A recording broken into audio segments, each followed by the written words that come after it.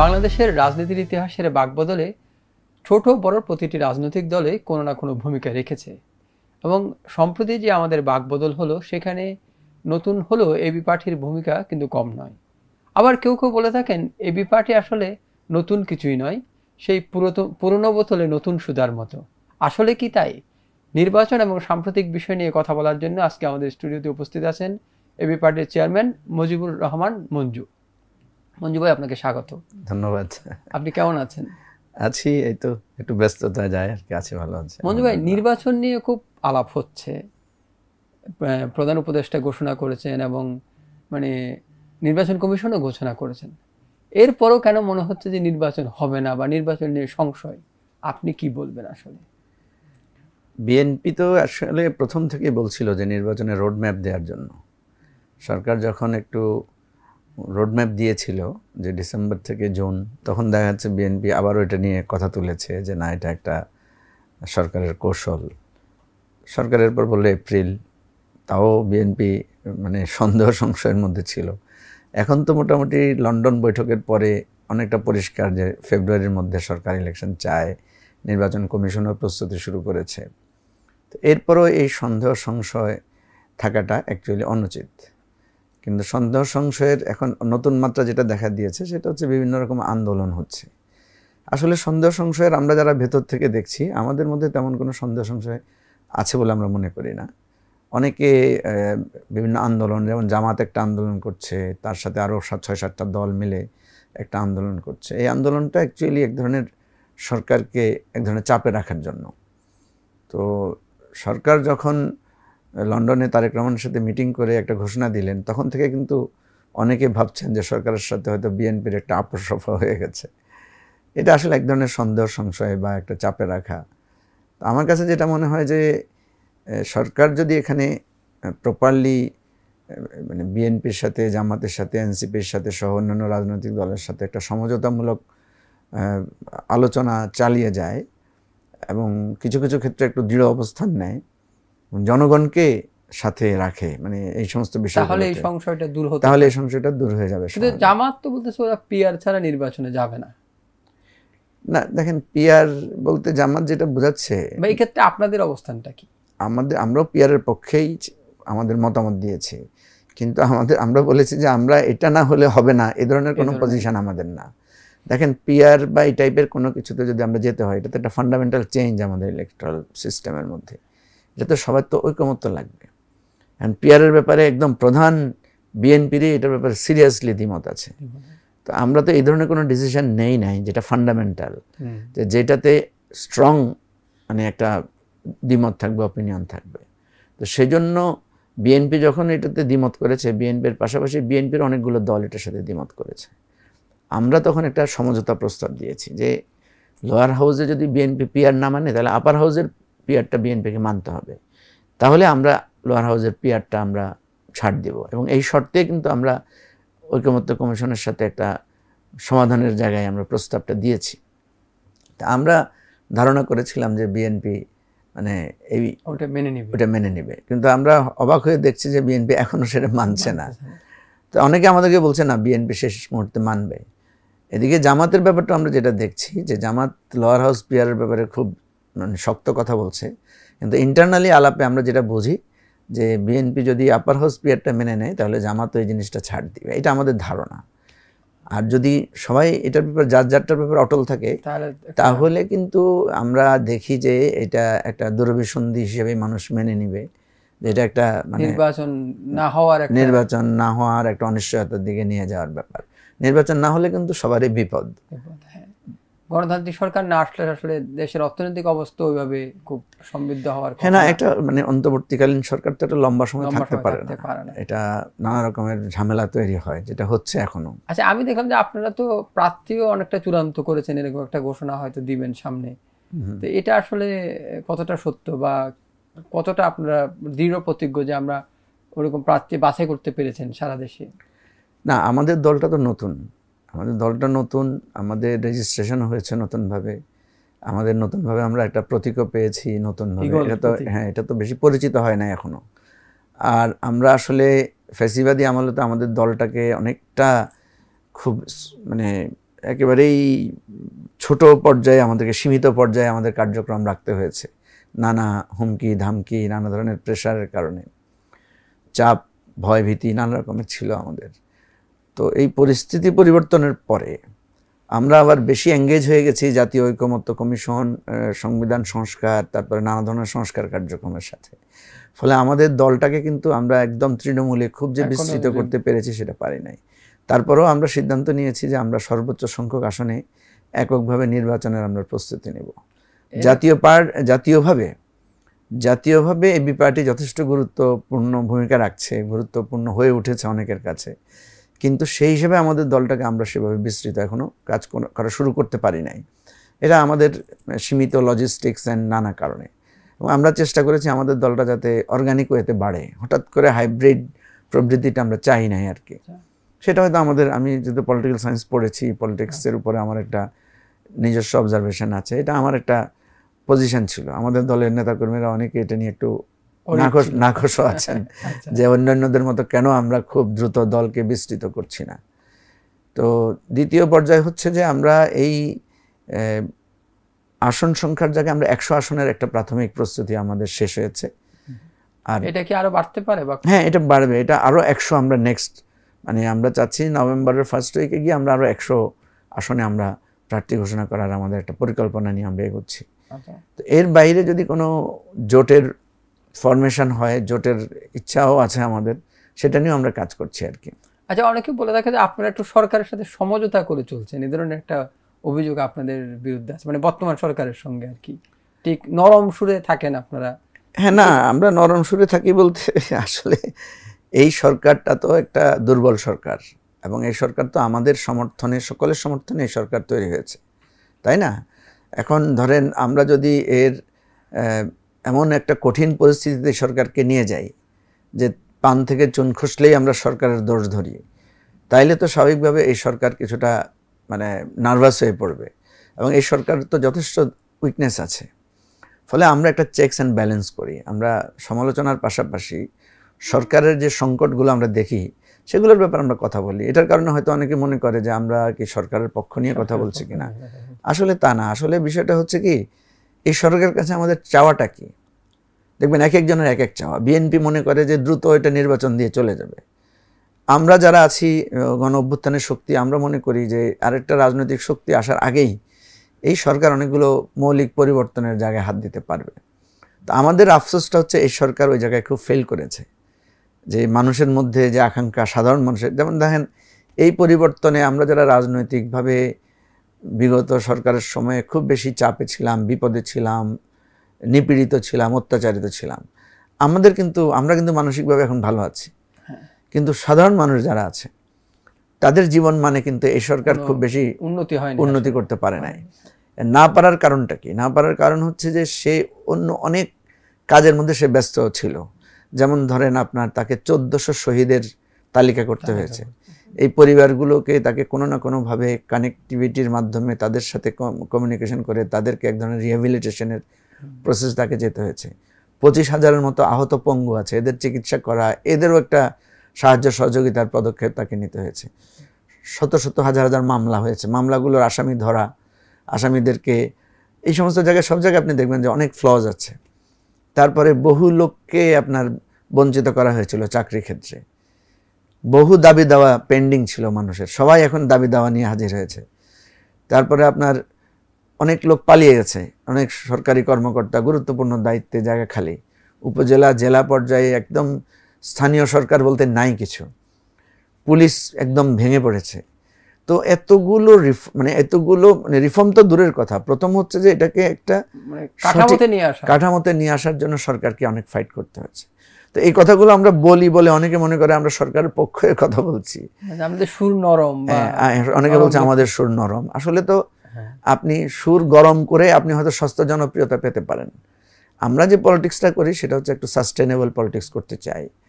আমরা কিছুটা যেহেতু জানি, আমরা মনে করি এই মানুষকে খুশি করার জন্য আমি যখন খুশি করতেই পারি, আমরা বলতে পারি যানজট কেন যাচ্ছে না, আমরা আন্দোলন করতে পারি, আমরা সরকারের কাছে দাবি দিতে পারি ইলেকট্রিসিটি বিল কেন কমছে না, গ্যাসের কেন এখনো, আমরা পপুলার দাবিগুলো নিয়ে অনেক হাঙ্গামা করতে পারি। কিন্তু দেখা যাবে যে এটা সাস্টেইনেবল হবে না। কালকে যখন একটা রাজনৈতিক সরকার আসবে, আপনি দেখবেন ওই সরকারের অনেক ফেলিওর থাকবে, তখন কিন্তু মানুষ এই সরকারের সাথে সেই সরকারকে মিলাবে, তখন আমাদের আসল রূপটা ধরা পড়ে যাবে যে আমরা আসলে এটা কথার জন্য, একটা চাপ সৃষ্টি করার জন্য বলেছি। এখন অনেক রাজনৈতিক দল সেটা করছে না যে তা না, কিন্তু তারা ধরাটা পড়বে যখন তারা ক্ষমতার আসবে, তখন মানুষ কিন্তু তাদেরকে ধরবে যে এখন চুরি ডাকাতি চাঁদাবাজি এখনো চলছে কেন, এখনো কেন মানে এগুলো হচ্ছে। আচ্ছা, আপনি সাস্টেনেবল রাজনীতির কথা বলছিলেন। আমি যতদূর জানি যে আপনি জামায়াতের রাজনীতি করতেন এক সময়, ওখান থেকে বেরিয়ে এসেছেন। যে আদর্শ থেকে আপনি, আদর্শের কারণে আপনি বেরিয়ে এসেছেন, এখন আসলে কি বুঝছেন, মানে ওই প্রেক্ষাপটটা একটু যদি বলেন আমাদের দর্শকদের জন্য, এবং ওই আদর্শকে আপনি আপনার এবি পার্টিতে পেয়েছেন কিনা বা না। দেখেন, জামায়াতের সাথে আমার সম্পর্ক ছেদ হয়েছে আজকে প্রায় 6 বছর হয়ে গেছে। সুতরাং এটা এখনো মানে আমাকে প্রশ্ন করলে আমি আসলে এই জিনিসটা নিয়ে খুব বেশি আগ্রহী না সেই প্রসঙ্গটা আলাপ করতে। এটা তো লম্বা টাইম আমি বলেছি, আমাকে যতবারই এই কথাগুলো আমার কাছে ক্লিয়ার হয়েছে। আসলে জামাত একটা রাজনৈতিক দল, আমি সেটাকে রাজনৈতিক দল আকারেই দেখি। জামাতের সাথে আমার যে মত পার্থক্যটা, সেটা রাজনৈতিক মত পার্থক্য হয়েছে। সো সেই মত পার্থক্যটা দুইটা প্রধান ধারা ছিল। একটা ছিল যে রাজনৈতিক দল আকারে পরিপূর্ণভাবে জামাত একটা রাজনৈতিক দল আকারে অ্যাক্ট করবে, অথবা সে যেহেতু একটা আদর্শের ধারক, সে আদর্শের জায়গায় সে স্ট্রং থাকবে। এটা একটা রাজনৈতিক দলের মতো পার্থক্য থাকতে পারে। আর দ্বিতীয় হচ্ছে জামাতের ৭১-এর ভূমিকা নিয়ে আমরা বলেছিলাম যে এটা একটু ক্লিয়ার করে একটা পদক্ষেপ নেওয়ার জন্য, স্পষ্ট একটা পজিশন নেওয়ার জন্য। তো এটা দলের মধ্যে তো দ্বিমত, মানে আপনার যুক্তি তর্ক এটা হতেই পারে। তো জামাত আমার এই যুক্তি তর্কটাকে ষড়যন্ত্র আকারে দেখেছে যে আমি দল ভেঙে ফেলতে চাচ্ছি, জামাতের মধ্যে একটা গ্রুপ তৈরি করতে চাচ্ছি। জামাত এটাকে শৃঙ্খলার ব্যত্যয় আকারে দেখেছে। তো অসুবিধা নাই, এটা তো হইতে পারে। একটা দল তার মানে কি করবে, তার কোনো দ্বিমতকে সে শৃঙ্খলা ভঙ্গ আকারে দেখলে এটাতে আমি খুব বেশি অসন্তুষ্ট না। ঠিক আছে, জামাত আমাকে বহিষ্কার করেছে, আমি আমার নতুন রাজনৈতিক পথ চলা শুরু করেছে। আপনি যেটা প্রশ্ন করেছেন যে আমি ব্যক্তিগতভাবে খুবই সন্তুষ্ট। আমি মনে করি যে রাজনীতির মূল জায়গাটা হওয়া উচিত অধিকার, এবং অধিকারকে কেন্দ্র করেই আমরা রাষ্ট্র গড়ে তুলেছি। কারণ রাষ্ট্রের সাথে আমাদের বন্ধনের জায়গাটা অধিকারের। রাষ্ট্রের সাথে আমাদের বন্ধন গোত্র, ধর্ম, চেহারা, রং, এটার কোনো সম্পর্ক না। ঠিক আছে, একজন অশিক্ষিত লোক রাষ্ট্রের নাগরিক, একদম উচ্চশিক্ষিত লোক রাষ্ট্রের নাগরিক। একজন ফর্সা ধবধবে সুন্দর নারী যেরকম রাষ্ট্রের নাগরিক, একজন পঙ্গু অন্ধ অসহায় সেও রাষ্ট্রের নাগরিক। তার সাথে রাষ্ট্রের সম্পর্কটা অধিকারের সম্পর্ক, কোনো ধর্ম, বর্ণ, গোত্রের সম্পর্ক না। সো রাজনৈতিক দলের কাজও হতে হবে অধিকারকে কেন্দ্র করে সে তার একটা সঠিক অধিকারের জায়গায় মানুষকে পৌঁছাবে। তো সেই জায়গায় আমি তাত্ত্বিকভাবে, দর্শনগতভাবে আমি চিন্তা করেছি যে একটা অধিকার ভিত্তিক রাজনৈতিক দলই হতে পারে পূর্ণাঙ্গ রাজনৈতিক দল। আমার এই থিসিস ভুলও প্রমাণিত হতে পারে, আমার থিসিসকে কেউ যুক্তি দিয়ে ভুলও প্রমাণ করতে পারে, তাতে কোনো অসুবিধা নেই। এই থিসিসের আলোকে আমরা একটা নতুন রাজনৈতিক দল গঠন করেছি। এবং আমাদের চিন্তাটা হচ্ছে যে অধিকার ভিত্তিক সলিউশন প্রপোজড পলিটিক্যাল পার্টি। আমাদের রাজনৈতিক দলটাই মানে এঙ্গেজড হবে, বা আপনি বলেন ব্র্যান্ডিং হবে যে এটা সলিউশন প্রপোজড পার্টি আকারে। যেমন ধরেন বিএনপি প্রপোজড হয়েছে বা ব্র্যান্ডিং হয়েছে কি আকারে, এটা শহীদ জিয়ার দল আকারে, এটা বাংলাদেশি জাতীয়তাবাদের দল আকারে। আওয়ামী লীগ নিজেকে ব্র্যান্ডিং করেছে কি আকারে, শেখ মুজিবের দল, বা আপনার ধর্মনিরপেক্ষ দল, বা বাংলাদেশের মুক্তিযুদ্ধের সংগঠক দল আকারেই সে নিজেকে ব্র্যান্ডিং করেছে। জামাত নিজেকে ব্র্যান্ডিং করেছে ইসলামিক দল আকারে, সে একটা ইসলামিক রাষ্ট্র চায় সে আকারে। এবি পার্টি নিজেকে ব্র্যান্ডিং করতে চায় যে এটা একটা অধিকার ভিত্তিক এবং সমস্যা সমাধানমূলক রাজনীতির প্রপোজিশন দিয়ে এই দলটা রাজনীতি। আপনারা কি ধর্ম আর রাজনীতিকে এক করেছেন আপনাদের দলে, নাকি ধর্মটাকে আপনারা আলাদা রেখেছেন? না, দেখেন, ধর্ম রাজনীতিকে এক করা বা আলাদা করার বিষয় না। এটা এমন একটা জিনিস, যেমন আপনার ধর্মীয় পরিচয় থেকে তো আপনি আলাদা হতে পারবেন না। ঠিক আছে, আপনি যে ডিস্ট্রিক্টের নাগরিক, সেখান থেকে তো আপনি নিজেকে আলাদা করতে পারেন। আপনি একজন সাংবাদিক, এই পরিচয় থেকে তো আপনি আলাদা করতে পারবেন না। আবার আপনার মানে একজন মানুষের নানা রকম পরিচয়ে মানুষ পরিচিত। আপনি একইভাবে আপনার ধর্মের পরিচয়ে পরিচিত, একইভাবে আপনি একটা বিশ্ববিদ্যালয়ের ছাত্র, সেই হিসাবে আপনি পরিচিত ছিলেন বা আছেন।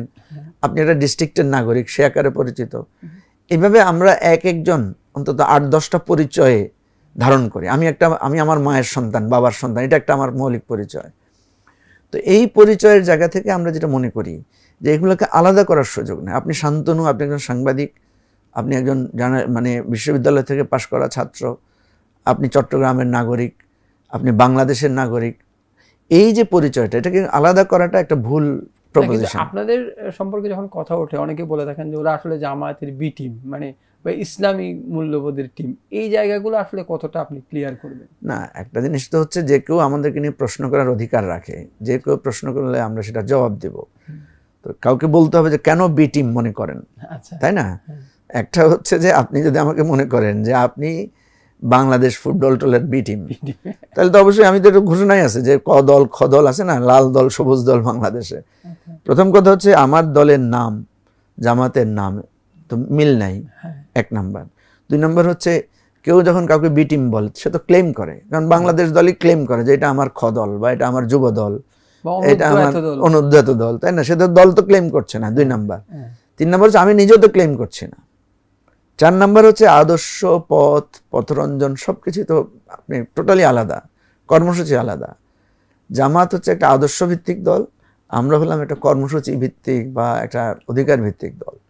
তো সুতরাং আমি একসময় জামাত করেছি বলে যদি আমাকে শুধু এই কারণে এই যুক্তিতে দেওয়া হয়, তো আপনি তো একসময় ধরেন ছাত্র ছিলেন, আপনি একসময় অন্য মিডিয়াতে কাজ করেছেন, তাহলে আপনি কি মিডিয়ার বি টিম এখন? তা তো না। আমরা তো এক একজন এক এক জায়গায় কাজ করি। এই জায়গাটাই মানুষ ক্লিয়ার হতে চাচ্ছে। আপনারা যদি মনে করেন ক্ষমতায় গেলেন, তাহলে আপনাদের যে রাষ্ট্রটা হবে সেটা কি ইসলামিক মূল্যবোধের বিশ্বাসী রাষ্ট্র হবে নাকি ধর্মনিরপেক্ষ গণতান্ত্রিক রাষ্ট্র হবে? দেখেন, এটা তো অত্যন্ত পরিষ্কার। আমরা তো বলেছি আমরা একটা গণতান্ত্রিক মধ্যপন্থী একটা কল্যাণমূলক রাষ্ট্র আমরা চাই, ঠিক আছে? এখানে আপনি এই যে আমরা ভাগ করি না যে ধর্মভিত্তিক রাষ্ট্র, কল্যাণমূলক রাষ্ট্র, গণতান্ত্রিক রাষ্ট্র। রাষ্ট্র বলতে আসলে কি? রাষ্ট্র কি কোনোদিন ধর্মভিত্তিক হতে পারে? হতে পারে না তো। রাষ্ট্র কখনোই মতাদর্শ ভিত্তিক হতে পারে না। মতাদর্শ ভিত্তিক রাষ্ট্র যখনই করতে চাওয়া হয় তখনই সেই রাষ্ট্রের ঐক্য সংহতি বিনষ্ট হয়, ঠিক আছে? যদি ধর্মভিত্তিক রাষ্ট্র হয়, পৃথিবীতে তো সবচেয়ে বেশি হবে খ্রিস্টান রাষ্ট্র, পৃথিবীতে সবচাইতে বেশি হবে, এরপর হবে বুদ্ধিস্ট রাষ্ট্র হবে, তাই না? তারপর হবে ধরেন ইসলামী রাষ্ট্র, হিন্দু রাষ্ট্র। এইভাবে যদি ধর্মে ধর্মে রাষ্ট্র ভাগ হয় তাহলে তো মানে এক রাষ্ট্রতে ওই শুধু ওই ধর্মের লোকই বসবাস করতে পারবে। আস্তে আস্তে সবাই মাইগ্রেট করে চলে যাবে। সে চিন্তা করবে আমি খ্রিস্টান রাষ্ট্রে কেন থাকবো, আমি মুসলমান রাষ্ট্রে চলে যাব। বা ওই রাষ্ট্রের লোকেরা বলবে তুমি এই মুসলমান হইয়া খ্রিস্টান রাষ্ট্রে কেন বসবাস করতেছো। এবং প্রত্যেক ধর্মেরই কিন্তু অন্য ধর্মের বিধানের সাথে কনফ্লিক্ট আছে, ঠিক আছে না? যেমন ইসলাম ধর্মের কিছু কিছু বোধ বিশ্বাসের সাথে হিন্দু ধর্মের কনফ্লিক্ট আছে, আবার হিন্দু ধর্মের বিশ্বাস বোধের সাথে ইসলাম ধর্মের কনফ্লিক্ট আছে। যখনই আপনি বলবেন এটা এই ধর্মের রাষ্ট্র, তখনই ওই ধর্মের লোকরা ইনসিকিউর ফিল করবে, তাই না? আবার ওই ধর্মের লোক, যেমন আমাদের দেশের লোকদেরকে যদি বলেন যে ভারত একটা হিন্দু রাষ্ট্র হবে, দেখবেন সবাই বলে যে কেন হবে, ওখানে 20 কোটি মুসলমান আছে। তো একইভাবে আমাদের এখানে যদি আমরা কেউ বলি যে এটা একটা ধর্মভিত্তিক রাষ্ট্র হবে, আসলে রাষ্ট্র তো হতে হবে কল্যাণমুখী, রাষ্ট্র তো হতে হবে অধিকারমুখী। রাষ্ট্র তার প্রত্যেকটা নাগরিকের অধিকার নিশ্চিত করবে, সেটা ধর্মের ভিত্তিতে না। দেখবেন এখন জামাতও সেটা বলছে, এটা আমি খুব খুশি হই। জামাতের এখনকার যে চেঞ্জটা আমি দেখি আর কি, জামাতের আমির সেদিন বলেছেন যে আমরা ধর্মের ভিত্তিতে মানুষকে বিবেচনা করব না, আমরা নাগরিকত্বের ভিত্তিতে। আমরা তো এই কথাটাই বলছি যে রাষ্ট্রকে অধিকার এবং নাগরিকত্বের জায়গা থেকেই জনগণকে বিবেচনা করতে। না, ওটা নিয়েই বলছিলাম। আপনি যেটা জামাতের কথা বললেন, আপনার কি মনে হয় গত 10 বছর বা 15 বছরে জামাতের পরিবর্তন হয়েছে, বা কি কি ধরনের পরিবর্তন আপনার মধ্যে? মানে জামাতকে আপনি যত বেশি মেইন স্ট্রিমে ইনভলভ করবেন, ক্ষমতার কাছাকাছি যত যাবে, সে ততই পরিবর্তন হতে থাকবে। কারণ আমরা এই কথাটাই বলেছি, রাজনীতি এমন একটা জায়গা, ঠিক আছে, জামাতের যেই মৌলিক চিন্তা এবং দর্শন, সে যতই রাষ্ট্রের কাছাকাছি যাবে, রাষ্ট্রের দায়িত্ব যত তার কাছে আসবে, রাষ্ট্রের গুরুত্বপূর্ণ কাজে সে যত বেশি অংশগ্রহণ করবে, তত বেশি দেখবেন যে তার যে ট্যাবুগুলো আছে, তার যে অবস্থানগুলো, সে আস্তে আস্তে আস্তে আস্তে নিজেকে পরিবর্তন করবে। এই যে নিজ থেকে পরিবর্তন না করে পরিস্থিতির কারণে পরিবর্তিত হচ্ছে, এটাতে তার গতিটা স্লো হয়ে যাচ্ছে। সে যদি নিজে থেকেই দেখে, ধরেন আপনি জানেন যে শীতকাল আসতেছে, আপনি আগে থেকে শীতের কাপড় টাপড় ধুয়ে টুয়ে পরিষ্কার করে রাখলেন, তাহলে শীতের জন্য আপনি ফেস করাটা আপনার দেন এন্ড দেয়ার হয়ে যাবে। আপনি যখন আসবে, শীত গায়ে লাগতেছে, তখন তারপর কাপড় ধুলেন, তাহলে কিছুদিন আপনার গায়ে শীত লাগবে, আপনার অসুস্থ হয়ে যেতে পারেন, অর্থাৎ স্লো হয়ে যাবেন আপনি সেটাকে ফেস করতে। আচ্ছা, এমনি রাজনীতিতে এখন তো তরুণরা একটা হতাশ, তো এই বিপাটিতে তরুণদের জায়গাটা কোথায়? আর নারীদের জায়গাটা বা কোথায়? না, এবি পার্টি তো অ্যাকচুয়ালি আমাদেরকে তো এটাও সমালোচনা করা হয় যে এটা তারুণ্য নির্ভর দল, কারণ আমাদের দলের তরুণদের নেতৃত্বটাই বেশি, ঠিক আছে। আবার তারুণ্যেরও কিছু অনেকের ব্যাখ্যা আছে এক এক রকম। কেউ মনে করে বয়স দিয়ে তারুণ্য বিবেচনা হবে, কেউ মনে করে মন দিয়ে তারুণ্যকে বিবেচনা করা হবে, তাই না? এই ধরনের দৃষ্টিভঙ্গিগত পার্থক্য আছে। তা আমরা যেটা মনে করি যে তারুণ্য এবং নারীদের অংশগ্রহণ একটা রাজনৈতিক দলের জন্য খুবই গুরুত্বপূর্ণ, কারণ আমাদের সমাজে, রাষ্ট্রে নারীরা যতক্ষণ পর্যন্ত এগিয়ে এসে, যতবার আপনি দেখবেন মুক্তিযুদ্ধে নারীদের বিরাট একটা অবদান আছে। আপনি দেখবেন আমাদের যে ধর্মগুলো আছে, ইসলাম ধর্ম বলেন, হিন্দু ধর্ম বলেন, প্রত্যেক ধর্মে আপনি দেখবেন নারীদের অবিস্মরণীয় অবদান আছে প্রত্যেকের। আমি বললে অনেক লম্বা কথা বলতে পারবো। তারপরে আপনি দেখেন আমাদের যে এবারের গণ অভ্যুত্থান হয়েছে 24-এর, সেখানে আমাদের ছাত্রী বোনদের, নারীদের মানে অসামান্য অবদান, তারা বেরিয়ে এসেছিল বলে বিজয়টা হয়েছে। ফলে আমরা কিন্তু এবি পার্টির মূলনীতি হচ্ছে নারীদের জন্য আমরা স্পেস দেওয়ার জন্য আমরা সব সময় আমরা চেষ্টা করি। সমস্যা হচ্ছে আমাদের দেশের নারীরা মানে রাজনীতিতে এগিয়ে আসতে চায় না। রাজনীতিতে নানা ধরনের প্রতিবন্ধকতা আছে। আমাদের রাজনীতি যেহেতু সংঘাত মুখর, নারীরা সেখানে ইনসিকিউর ফিল করে। আমাদের দেশে যেহেতু সমাজ ব্যবস্থায় নিরাপত্তার অভাব আছে, সেখানে নারীরা মনে করে আমাকে তো পুরুষের সাথে একটা বিরাট তীব্র প্রতিযোগিতায় আমাকে লিপ্ত হতে হয়। তো এই ধরনের অনেকগুলো প্রবলেম আছে, যার কারণে আর তরুণদের লেখাপড়া, তরুণদের ভবিষ্যৎ, তরুণরা কিছুটা ক্যারিয়ার বেসড চিন্তাভাবনা করে, ফলে রাজনীতির জায়গাটার সম্পর্কে এক ধরনের ভয়, ভীতি, এক ধরনের অপছন্দের একটা কালচার তৈরি হয়েছে। তা আমরা এগুলো ভাঙতে চাচ্ছি, চেষ্টা করছি, খুব কঠিন হচ্ছে। আপনাদের দলে তো ওইভাবে নারী এবং সংখ্যালঘুর সংখ্যা একটু কম মনে হচ্ছে আর কি। একটু কম। ওই যে আপনি যেটা ভেবেছেন যে নানা রকমের অপপ্রচার আমাদের সম্পর্কে আছে, নানা রকমের ভুল ধারণা আমাদের সম্পর্কে আছে। আর এমনিতে তো বাংলাদেশে আপনি দেখবেন, বাংলাদেশে এমনিতেই আমাদের এই মানে ধর্মীয় সংখ্যালঘু বা নৃতাত্ত্বিক গোষ্ঠীর লোকদেরকে মেইন স্ট্রিমে পজিশন দেয়া, এটা তো রাষ্ট্রের প্রত্যেক ক্ষেত্রেই কম, তাই না? এটা তো রাষ্ট্রের প্রত্যেক ক্ষেত্রেই এই পার্সেন্টেজটা কম। ফলে এইটার প্রভাব রাজনীতিতে আরও বেশি আকারে পড়ে। বেশি আকারে কেন পড়ে? বেশি আকারে এই জন্যই পড়ে, ওই যে আপনাকে বললাম যে রাজনীতিকে মানুষ ভয় ভীতির জায়গা থেকে দেখে। রাজনীতিটাকে মনে করে যে এটা একটা পরিবারের তান্ত্রিকতার মধ্যে আছে, আমি সেখানে গেলে সেখানে পজিশন পাবো কিনা, নানা ধরনের সংকট আমাদেরকে ফেস করতে হয়। তো আপনি যেটা বলেছেন, এটা আমরা চেষ্টা করছি এই অপপ্রচারগুলো মোকাবেলা করে, এই প্রতিবন্ধকতাগুলো মোকাবেলা করে এগিয়ে যাওয়ার জন্য। আচ্ছা, আবার একটু নির্বাচনের প্রসঙ্গ বলি। নির্বাচনে যদি আপনারা জোট করেন, কোন দিকে যাওয়ার সম্ভাবনা আছে বিএনপির সাথে? নির্বাচনে আমরা বিএনপি বা জামাতের যে জোট যেগুলো হচ্ছে, এগুলোতে আমরা না যাওয়ার পক্ষে। আচ্ছা, কারণ বড় দলগুলোর সাথে জোটে গেলে নানা ধরনের সমস্যা হয়। সেজন্য নীতিগতভাবে আমরা এই দুই জোটে যাওয়ার ব্যাপারে অনুৎসাহিত। আমরা নিজেরাই একটা জোট করার ব্যাপারে একটু চিন্তা আমাদের মধ্যে আছে। আমাদের আইডিয়াটা হচ্ছে, আমরা তো মাত্র নতুন রাজনৈতিক দল করলাম, এখনই সংসদে ক্ষমতার পার্ট হওয়াটাকে আমাদের প্রাধান্য না, কিন্তু সংসদে যেতে হবে সেটা একটা গুরুত্বপূর্ণ বিষয় আছে। আমরা চেষ্টা করছি এবারের পরিবর্তনে যারা বেশি ভূমিকা রেখেছে এবং পরিবর্তনের রাজনীতিটা নিয়ে যাদের রাজনীতি, এরকম দল অনেকগুলো আছে, সেই দলগুলোকে নিয়ে একটা জোট করা যায় কিনা, এটা আমাদের একটা প্রায়োরিটি আছে। তারপরেও রাজনীতির মানে সার্বিক মূল্যায়ন তো আমরা অবশ্যই দেখব।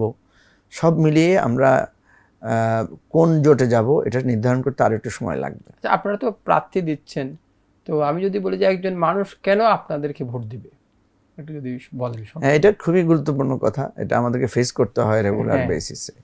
আমরা যেটা বোঝাতে চাই আর কি, হ্যাঁ, যে আমরা বোঝাতে চাই যে আমাদেরকে ভোট দেওয়ার একটাই কারণ হতে পারে, সেটা হচ্ছে যে ধরেন বাংলাদেশের রাজনীতিতে যেগুলো, যাদেরকে মানুষ ভোট দেয়, সাধারণত বিএনপিকে ভোট দেয়, আওয়ামী লীগকে ভোট দেয়, কেন ভোট দেয়? ওনাদের আলাদা আলাদা মতাদর্শ আছে, কিন্তু রাষ্ট্র শাসনে গিয়ে ওনাদের মধ্যে একটা অপূর্ব মিল আছে। সেটা হচ্ছে এই দলগুলো প্রচুর দুর্নীতির সাথে জড়িত হয়ে যায়, তারা দলীয়করণ করে, তারা আত্মীয়করণ করে, এই প্রবলেমগুলো আছে এবং এটার মধ্যে খুব বেশি পার্থক্য পাওয়া যায় না।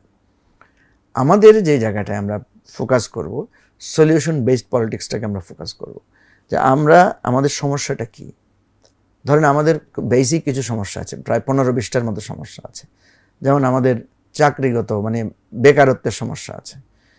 তো আমরা যদি এই বেকারত্ব সমস্যার প্র্যাকটিক্যাল সলিউশন কি আমরা দিব, আমরা যদি এটা প্রপোজ করতে পারি, তখন আমরা জনগণকে বলবো আপনারা কম্পেয়ার করেন, আপনারা কে জাতির পিতা কে জাতির ঘোষক, এই আলোকে রাজনীতিটাকে না, এটা তো দেখেছেন অনেকদিন, এই দেখা তো শেষ। আমরা দেখি না, একজন লোক যদি বারবার এসে বলে আমার দাদা অমুক, আমার দাদা অমুক, মানুষ বলবে আরে তোমার দাদা অমুক ঠিক আছে, কিন্তু তুমি কি করতেছো এটা আগে বলো।